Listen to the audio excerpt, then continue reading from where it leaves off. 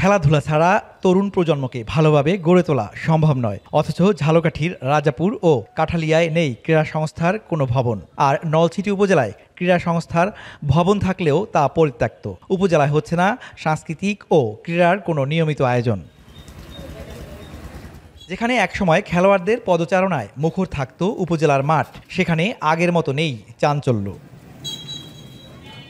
সাংস্কৃতিক ও ক্রীড়ার কোনো আয়োজন না হওয়ায় পিছিয়ে পড়ছে ঝালকাঠির তরুণ সমাজ। এতে তারা ঝুঁকছে মাদকের দিকে। কোনো ধরনের খেলার আয়োজন না থাকায় ক্ষোভ প্রকাশ করলেন ক্রীড়া সংগঠক ও খেলোয়াড়রা। আমাদের দেখেন একটা মাঠ আছে, অনেক বড় একটা সুন্দর প্লেস, কিন্তু আমাদের একটা ক্রীড়া সংস্থার ভবন নেই। তাই আমরা দাবি করি আমাদের জন্য একটা ক্রীড়া সংস্থা হয়। মাঠ আছে কিন্তু খেলার মানুষ নেই।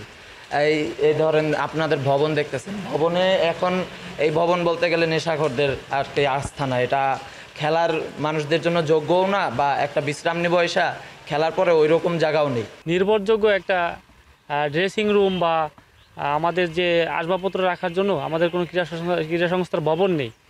সো এটা আমাদের একান্তই জরুরি। কাঠালি উপজেলার দীর্ঘদিন ধরে খেলার উদ্যমী এবং যে ক্রীড়াপ্রেমী হিসাবে পরিচিত, কিন্তু আমার দুর্ভাগ্য যে কাঠালি উপজেলায় খেলার মাঠটাই উপজেলা পরিষদের মাঠে আমরা সবাই খেলাধুলো করি, কিন্তু কোনো ক্রীড়া পরিষদ নামে একটা কমিটি আছে না, মাত্র কিন্তু ভবন নাই। তবে খেলোয়াড়দের কথা মাথায় রেখে একটি পুরাতন ভবনকে সংস্কার করে ক্রীড়া সংস্থার অফিস হিসেবে ব্যবহারের উদ্যোগ নেওয়া হয়েছে বলে জানান কাঠালিয়া উপজেলা নির্বাহী অফিসার। কাঠালিয়ায় প্রতি বছরই ক্রীড়া সংস্থার উদ্যোগে বিভিন্ন খেলাধুলার আয়োজন করা হয়। তো আমরা একটা ফিল করেছি যে আসলে বসার একটা জায়গা নেই। তো সেদিক থেকে আমরা আমাদের উপজেলা পরিষদের মধ্যে একটা পুরনো একটা বিল্ডিংকে আমরা কিছু সরকারি বরাদ্দ নিয়ে সংস্কার করে বসার জায়গা করে দিয়েছি।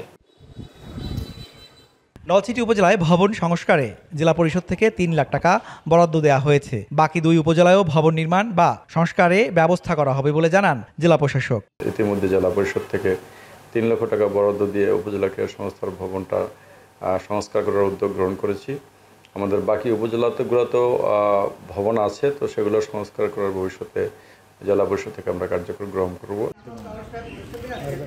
পরিকাঠামোর অভাব নেই, কিন্তু সুস্পষ্ট পরিকল্পনা ও সঠিক দিক নির্দেশনার ঘাটতিতে হারিয়ে যাচ্ছে সম্ভাবনার অপার সুযোগ।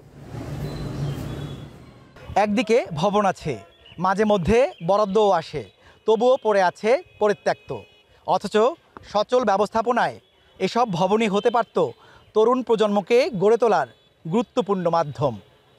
আল আমিন তালুকদার, এখন ঝালকাঠি।